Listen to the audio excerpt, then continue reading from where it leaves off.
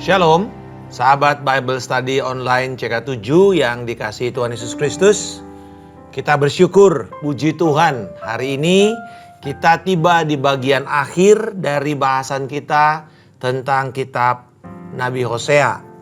Satu pembelajaran akan keadilan Tuhan dengan kesetiaannya itu berjalan beriringan. Di pemeliharaan Tuhan berimbang dengan keadilannya. Walau ia murka, tapi firman Tuhan berkata ia murka sesaat atas dosa dan ketidaktaatan umatnya. Tetapi ia tetap menantikan pertobatan. Dan ketika umat Tuhan bertobat, ia memberikan janji pemulihan dan berkatnya juga. Haleluya. Dan ini mengingatkan kepada kita bahwa jangan menyerah ketika kita mengalami keadaan sulit. Datang kepada Tuhan, berbalik, dia melupakan. Bukan berarti Allah lupa, artinya dia demensia, bukan. Tetapi dia memutuskan untuk tidak mengingat-ingat lagi kesalahan kita. Karena sudah ditebus di dalam Kristus Yesus. Dan penebusannya itu sempurna adanya. Mari hari ini Bapak Ibu, saya mau mengajak kita untuk kita membangun keintiman kita semakin kuat. Kita semakin tebal keyakinan kita akan janjinya, kasihnya, kesetiaannya, dan pengampunannya kepada kita. Haleluya. Terima kasih Tuhan Yesus untuk kasih karunia-Mu, kuasa pengampunan. Oh Tuhan, siapa kami bila Engkau harus mengingat terus dosa-dosa kami? Tidak ada satu yang bisa berdiri di hadapan Engkau Allah yang Maha Tahu. Tapi hari ini kami bersyukur Tuhan, Yesus datang dan mengatakan sudah selesai ketika dia mati di kayu salib. Terima kasih Tuhan. Haleluya. Sejauh timur dari barat, Engkau membuang dosaku.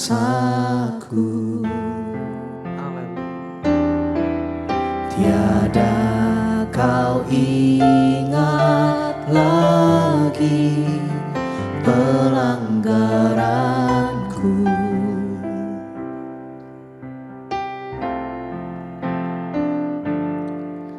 Jauh ke dalam tubir laut, kau melemparkan dosaku.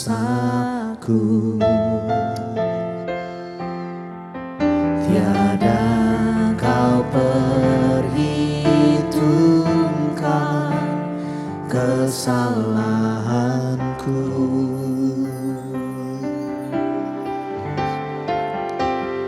Betapa besar kasih pengampunan-Mu Tuhan. Tak kau pandang hina hati yang hancur.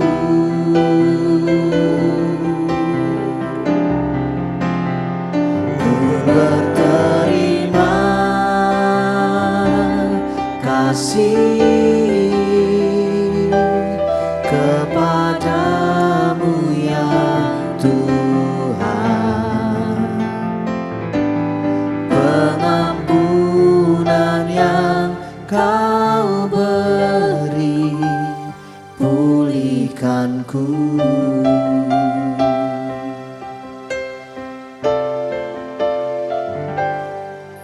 Sejauh timur dari barat, Engkau membuang dosaku. Tiada kau ingat lagi pelanggaranku.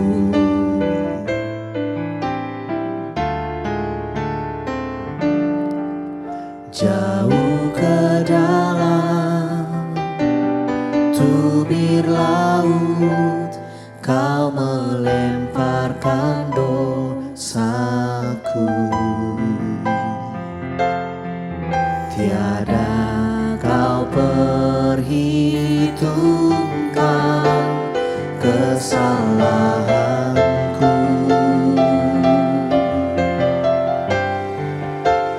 Betapa besar kasih pengampunanmu Tuhan. Tak kau pandang hina hati yang hancur.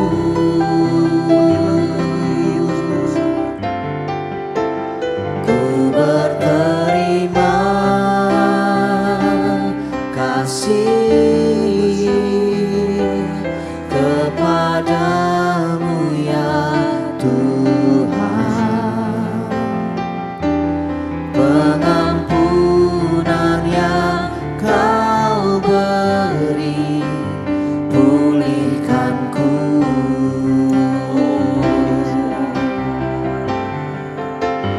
Betapa besar kasih pengampunanmu Tuhan. Tak kau pandang hina hati yang hancur.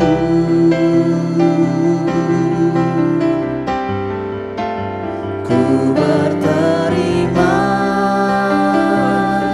kasih kepadamu ya Tuhan. Pengampunan yang kau beri pulihkanku.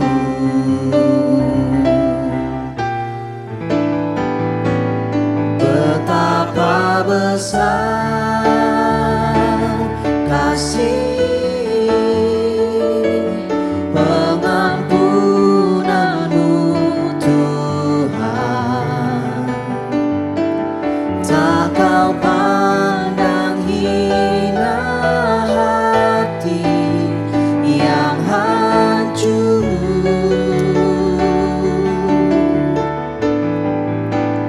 Ku berterima kasih kepadamu ya Tuhan. Pengampunan yang kau beri pulihkanku.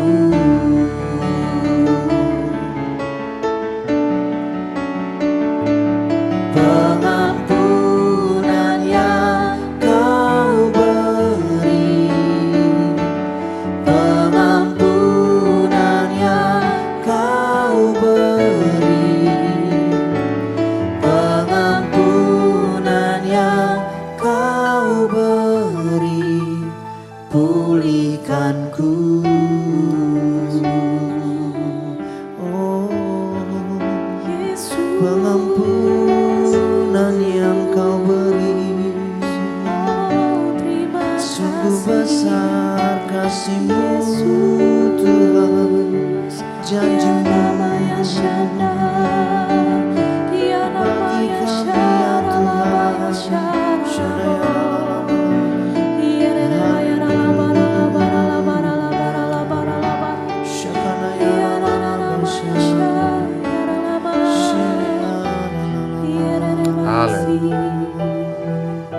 Kami bersyukur bahwa pengampunan yang Engkau sediakan di dalam Kristus membawa pemulihan, restorasi, dan bahkan lebih baik daripada sebelum kami mengalami kejatuhan. Terima kasih Tuhan. Biarlah Engkau terus menuntun kami memahami akan kebenaran firman-Mu ini di dalam nama Tuhan Yesus Kristus. Amin. Saudara-saudara, di dalam Hosea pasal yang ke-14 itu dimulai dari ayat 2 ya. Jadi karena dimulai penggalannya itu dari ayat 2 sampai dengan ayat yang ke-9, dan 10-nya ini bisa dikatakan sebagai epilog, penutup. Jadi oleh sarjana Alkitab, pemenggalan ini karena bagian yang terakhir ini tidak disampaikan di dalam kejadian yang sama oleh Hosea. Jadi mungkin setelah itu, jadi disebut sebagai epilog atau penutup. Nah, saudara-saudara, apa yang menjadi penekanan di dalam Hosea 14 ini? Kita sudah belajar kemarin bagaimana murka Tuhan di dalam Hosea 13. Mereka telah menipu Tuhan. Mereka telah menjadi sombong karena mereka diberkati, sombong, lalu mulai melupakan Tuhan, lalu mulai berpaling kepada dewa-dewa Baal, dewi kesuburan yang akhirnya justru menghancurkan, mematikan mereka. Mereka bersandar kepada manusia, akhirnya justru Tuhan membawa manusia, yaitu Raja Asyur, menekan mereka, menjajah mereka, menghancurkan Samaria. Dan kita lihat bagaimana Tuhan sedang menghakimi umat Israel itu. Dan dia bertindak bahkan dikatakan seperti singa betina yang buas, seperti macan tutul di pinggir jalan, seperti induk beruang yang kehilangan anaknya yang mencabik-cabik semuanya. Dan kita tahu pada akhirnya kekalahan Israel ini membawa mereka diangkut dalam pembuangan ke Asyur, mengirim mereka. Dan sayangnya mereka tidak kembali. Beberapa itu diisi oleh bangsa-bangsa kafir seperti orang Mesir dan bangsa campuran. Tetapi apakah itu menghilangkan kesempatan Israel atau umat Tuhan dipulihkan? Kita belajar bahwa orang dapat memilih untuk mengakui kegagalan mereka dan bertobat dari dosa-dosa mereka, atau mereka memilih untuk berkeras hati dan akhirnya mereka kehilangan kesempatan pengampunan dari Tuhan. Sayang, kita melihat dari generasi kepada generasi banyak orang-orang yang ketika diperhadapkan kepada pilihan memberontak dan akhirnya mati, atau bertobat dan akhirnya hidup. Alkitab berkata kepadamu, kuperhadapkan hidup dan mati, tapi pilihlah hidup, Alkitab bilang. Jadi betul ada tawaran di sini. Karena Tuhan tetap menginginkan kita memilih itu dengan benar. Nah, kalau kita melihat bagaimana struktur daripada pasal 14 ini, dari ayat 2 dan 3 adalah panggilan untuk pertobatan. A call to repentance. Lalu ayat 4 sampai 8 janji Tuhan tentang pemulihan. Kalau dipulihkan apa yang akan terjadi? Bagaimana Tuhan bekerja? Bagaimana Tuhan merespons? Lalu kemudian ayat yang ke-10 adalah bagaimana untuk menjadi bijak. Jadi bagaimana untuk menjadi bijak. Dan nasihat yang terakhir ini di dalam ayat yang ke-10 ini merupakan catatan tambahan atau epilog saya katakan tadi. Jadi bukan bagian integral yang langsung dari pesan lisan dari ayat 2 sampai dengan ayat yang ke-9. Nah, kapan kira-kira ini ditulis? Tidak ada yang tahu dengan pasti, tetapi kemungkinan diberikan pada waktu akhir pemerintahan Hosea, yaitu sebelum jatuhnya Israel tahun 722 ke 721 sebelum Masehi. Pada saat ini orang-orang Asyur itu datang bukan sebagai penyelamat. Jadi bangsa Israel baru sadar. Nah ini penipu yang ditipu. Ini terjadi.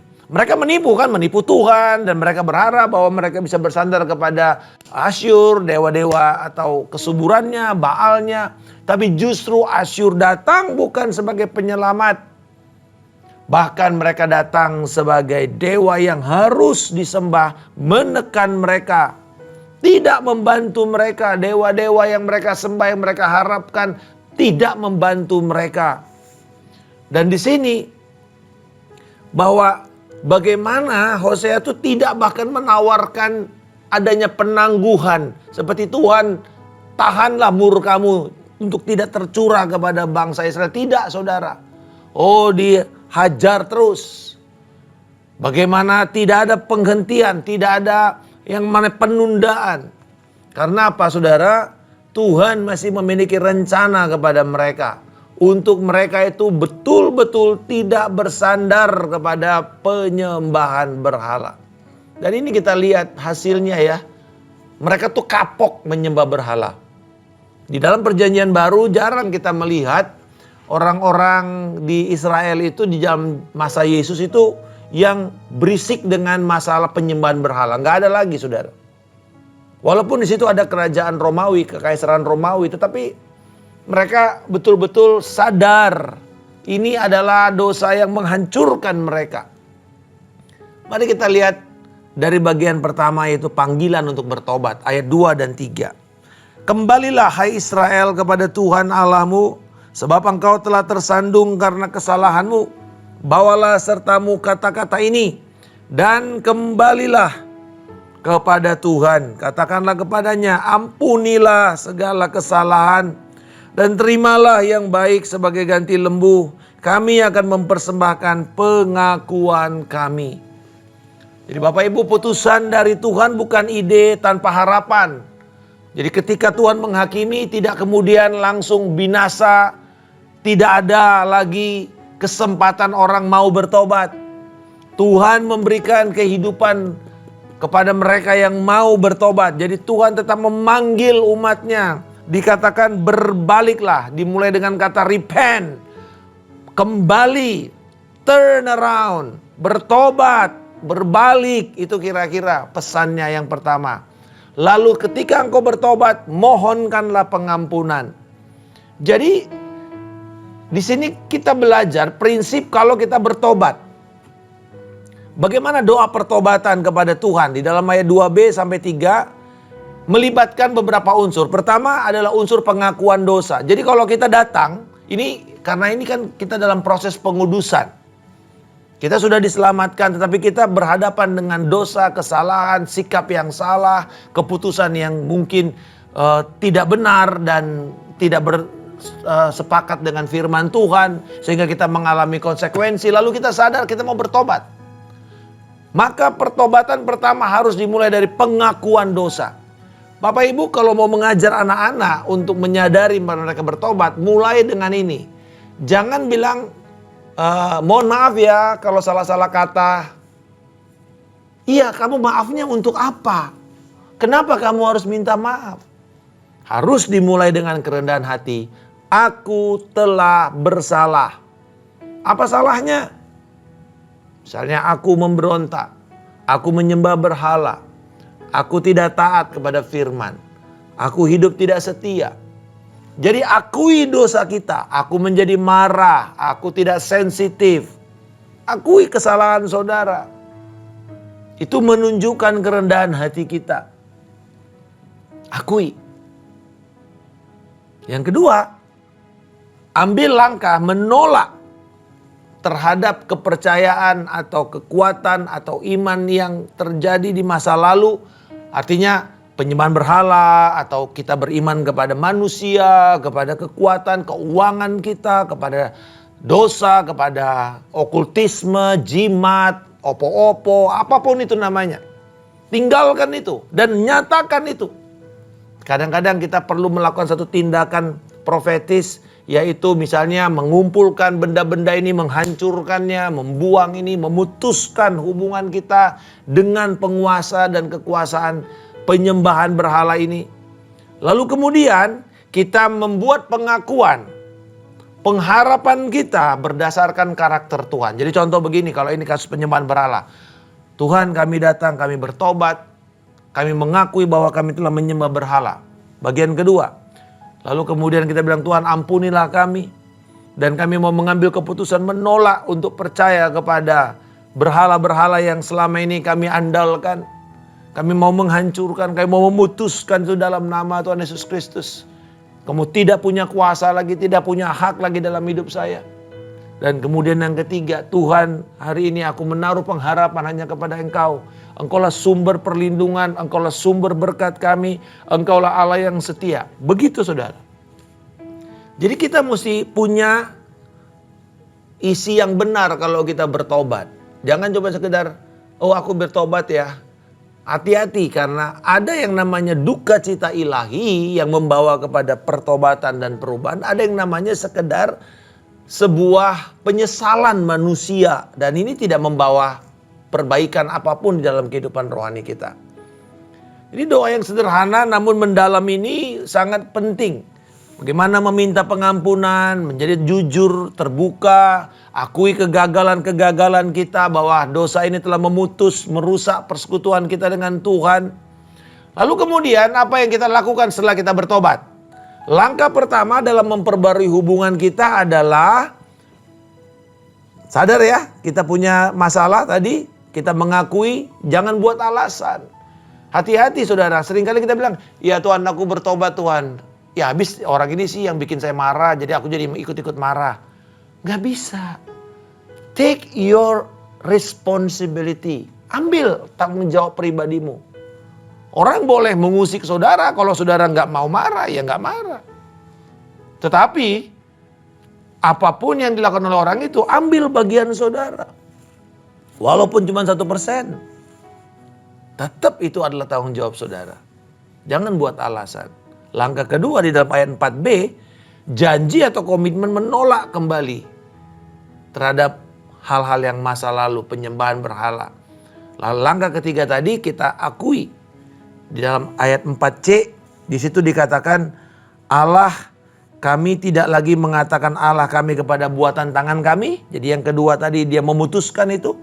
Yang ketiga, sebab padamu anak yatim memperoleh kasih sayang. Mengingatkan akan kasih setia Tuhan. Jadi itu caranya kita bertobat. Dari ayat 2 sampai dengan ayat 4. Lalu kemudian janji pertobatan. Janji Tuhan akan pemulihan. Ayat 4 sampai 8. Aku tidak menyelamatkan, Asyur tidak dapat menyelamatkan kami. Kami tidak akan menunggang kuda, kami tidak akan lagi mengatakan Allah kami kepada buatan tangan kami. Sebab padamu anak yatim memperoleh kasih sayang. Kita lihat dari ayat 5 sampai dengan ayat 9, penting. Aku akan memulihkan mereka dari kemurtatan. Aku akan mengasihi mereka karena aku menghendakinya. Sebab murkaku telah surut dari mereka. Aku akan menjadi seperti embun bagi Israel. Maka ia akan mereka seperti bunga bakung dan menancapkan akar-akarnya seperti pepohonan Libanon. Ranting-rantingnya akan merembak, semaraknya akan seperti pohon zaitun, harumnya seperti pepohonan Libanon. Mereka akan tinggal lagi dalam naunganku dan tumbuh seperti gandum. Mereka akan berkembang seperti pokok anggur yang termasyur seperti anggur Libanon. Efraim, apalagi sangkut pautku dengan berhala-berhala? Akulah yang menjawab dan memperhatikan engkau. Aku ini seperti pohon sanobar yang menghijau. Dariku engkau mendapat buah. Ini janji Tuhan karena di sini mulai dengan kata aku. Tuhan itu sendiri yang akan berjanji. Jadi respons Tuhan kepada orang-orang yang berpaling dan bertobat, menyembah Dia akan menyembuhkan, Dia akan memulihkan mereka dari kemurtatan mereka, dari dosa-dosa mereka di ayat yang kelima. Memulihkan dari kemurtatan, mengasihi mereka, murkaku telah surut. Di dalam kondisi yang terpuruk, umat Tuhan meminta anugerah Tuhan dicurahkan. Ini anugerah saudara, karena ini bukan upaya kita sama sekali. Lalu kemudian setelah dosa itu dibereskan, kita sudah minta pengampunan, kita sudah minta komitmen di ayat yang keempat tadi. Maka kemudian Tuhan akan mulai memberkati kita. Ayat yang ke-6 itu adalah berkat sampai dengan ayat yang ke-9. Dan ini berkat ini sama dengan di dalam pasal yang kedua ayat 16 sampai 23. Pertama dikatakan seperti embun. Tadi ada kontras ya, di pasal 13 embun ini membuat mereka seperti apa? Hilang. Tapi justru dikatakan sekarang embun yang sama datang menjadi apa? Menjadi sumber air. Ia merekah seperti bunga bakung. Mulai menancapkan kembali akar-akarnya seperti pepohonan Libanon. Embun yang membawa kelembapan, memberi hidup pada tanaman. Dalam musim-musim panas yang kering, kehidupan ilahi ini telah mengubah orang-orang. Israel akan menjadi seperti bunga bakung yang mekar, bunga bakung yang indah dan abadi, menjadi seperti pohon aras yang menjulang tinggi. Israel akan menjadi seperti tanaman yang penuh dengan akar yang dalam dan tidak mudah lagi untuk dihancurkan. Oh, penampilan mereka penuh dengan kemegahan. Aroma bangsa ini mulai menjadi aroma yang harum kembali. Ibarat pohon zaitun yang mewah, yang mekar penuh. Bahkan dikatakan pohon zaitun besar di Lebanon. Lalu bukan hanya itu, keberbuahan bangsa ini juga dibandingkan dengan apa? Ladang gandum yang melimpah. Pokok anggur yang mekar. Anggur terkenal dari Lebanon. Dan semua itu adalah berkat Tuhan yang begitu kaya mencurahkan kembali kekayaannya kepada mereka yang mau berbalik dan yang mau bertobat. Saudara-saudara, sebenarnya ini gambaran yang paling besar adalah Israel yang agung, yaitu Yesus Kristus. Dialah bunga bakung yang ada di padang itu, the lily of the valley, bunga bakung yang di lembah. Dialah pokok anggur kita yang berbuah lebat. Dialah pokok sanobar. Sanobar itu pinus hijau, saudara, yang tumbuh dan berbuah dan wangi. Jadi gambaran-gambaran ini kemudian menjadi gambaran Yesus. Inilah janji Tuhan kepada orang yang mau bertobat. Dan ini Tuhan Yesus perlihatkan loh kepada Samaria. Ketika Samaria sudah dalam kondisi yang hancur, ditinggalkan. Yohanes pasal yang keempat, Yesus datang kepada perempuan Samaria yang sudah dalam kondisi yang hancur, berhak untuk dihakimi, layak untuk dijauhkan. Tapi justru Tuhan datang. Di situ Tuhan mau mengatakan bahwa sudah tiba waktunya penyembah akan menyembah dalam roh dan kebenaran, bukan lagi di dalam kuil tempat penyembahan kamu di gunung ini, tetapi di dalam aku, kata Yesus. Jadi saudara, janji Tuhan kepada Samaria tidak hilang. Tuhan membawa Samaria. Bahkan ketika murid-murid ini kesel ya.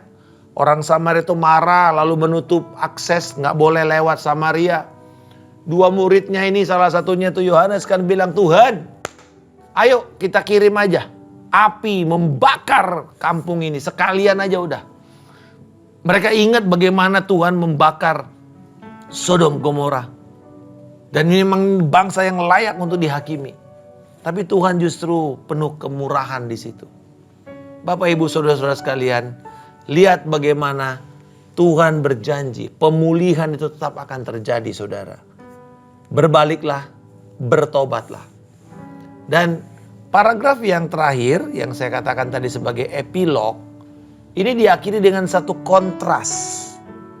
Kontras antara Baal dengan dengan Allah sendiri. Ya, coba kita lihat ayat 9. Efraim, kamu tidak lagi ada sangkut pautnya dengan berhala-berhala. Aku ini seperti pohon sanobar, yaitu tadi pohon pinus hijau, menghijau dan engkau mendapat buah dari sana. Jadi saudara-saudara, dia mau mengatakan, aku ini loh kesuburanmu. Aku ini loh sumber hidupmu, bukan Baal itu, bukan Asyera, bukan Asitoret yang kamu sembah itu. Itu tidak bisa memberi hidup. Bukan berhala-berhala, bukan patung-patung, bukan jimat-jimat, bukan dukun-dukun yang engkau pegang dan menjadi sumber keberhasilanmu. Tuhan di dalam Yesus Kristus. Yesus mengambil tanggung jawab memberkati kita. Memberikan yang semua yang kita perlukan. Dan Bapak Ibu, ketika orang itu bertobat, maka dia akan mendapatkan kesempatan melihat hal-hal yang baik, yang sempurna, yang berlimpah. Tuhan tidak lagi bicara mengenai penipuan berhala. Tuhan tidak lagi membuat mereka menjadi penipu yang menjadi korban penipuan. Tapi mereka akan menjadi pelayan-pelayan Tuhan yang memberkati dan diberkati. Ayat 10 ini menjadi penutup bahwa peringatan ini ditambahkan untuk mendorong para pembaca, para pendengarnya menjadi bijak. Bagaimana kita bisa menjadi bijak? Di bagian pertama ada pertanyaan. Lalu kemudian ada pernyataan. Tapi sebenarnya sederhana sekali inti daripada ayat 10 ini. Jangan mengikuti jalan Israel yang sebelumnya. Tapi bertindaklah bijaksana. Apa itu aplikasinya kepada kita? Tindakan pertobatan. Datanglah kepada Tuhan. Bertobatlah dari dosa-dosa saudara. Masalah dosa itu jangan disembunyikan, jangan dipeti eskan, jangan ditutup-tutupi. Bawa kepada Tuhan. Bawa kepada terang. Karena dosa ini akan menghancurkan relasi kita dengan Tuhan. Tapi pertobatan itu selalu dimulai. Ya, pertobatan itu menjadi awal untuk kita menerima pengampunan, menerima pemulihan, menerima regenerasi, kelahiran, kembali menjadi pribadi yang baru. Pertobatan melibatkan kita berbalik dari dosa dan berbalik kepada Tuhan. Pertobatan membuat kita akan melihat Tuhan berbalik dari amarahnya dan memberikan kepada kita lagi berkat-berkatnya. Jadi pertobatan itu adalah tindakan hati kita, pernyataan kita, keputusan kita berpaling kepada Tuhan. Bertobatlah dan hasilkanlah buah-buah yang sesuai dengan buah pertobatanmu. Hiduplah berpadanan dengan Injil. Bagaimana kita menjadi bijak? Kembali lagi, tanggapilah tawaran kasih karunia Tuhan itu dengan bersedia bertobat. Selagi ada waktu Bapak Ibu, mari kita bertobat. Hari ini adalah hari keselamatanmu. Bertobat, kembali kepada Tuhan, maka engkau akan menikmati jalan-jalannya. Betapa besarnya kasih karunia Tuhan itu. Oh haleluya. Tuhan terima kasih Tuhan. Kasih-Mu dalam Kristus itu sungguh ajaib. Pengampunan yang membawa pemulihan dan regenerasi. Oh terpujilah Engkau Tuhan. Kami tidak lagi menjadi orang-orang yang hina dan yang dipermalukan. Engkau mengangkat kami kembali. Haleluya. Ku berterima kasih. Haleluya. Kasih kepadamu. Terima kasih Tuhan. Kami menjadi orang bijak yang menurut kepada tawaran pertobatan. Tawaran pengampunan. Terima kasih Tuhan. Pulihkanku.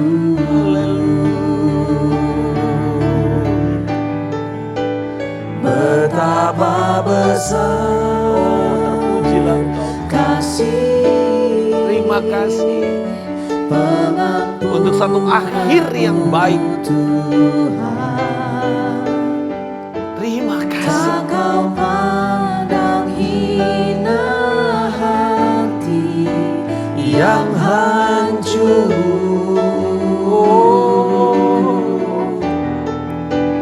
Ku berterima kasih kepadamu ya Tuhan. Pengampunan yang Kau beri, pulihkanku.